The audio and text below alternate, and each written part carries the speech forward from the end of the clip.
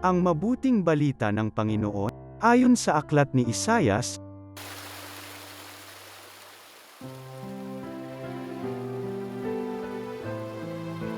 ito ang sinasabi ng Panginoon. Nalalaman ko ang iniisip nila at mga ginagawa. Darating ako upang tipunin ang lahat ng bansa, at mga taong iba't iba ang wika. Malalaman nila kung gaano ako kadakila. Malalaman din nilang ako ang nagpaparusa sa kanila. Ngunit magtitira ako ng ilan upang padala sa iba't ibang bansa. Susuguin ko sila sa Tarsis, sa Pool at sa Lydia, mga dakong sanay sa paggamit ng pana. Magsusugo rin ako sa Tubal at Javan, at sa mga baybaying hindi pa ako nababalites sa aking kabantugan. Ipahahayag nila sa lahat ng bansa kung gaano ako kadakila.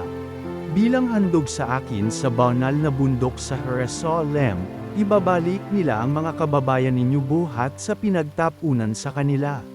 Sila'y darating na sakay ng mga kabayo, asno, kamelyo, karwahe at kariton, tulad ng pagdadala ng mga handog na butil sa templo, nakalagay sa malilinis na sisidlan.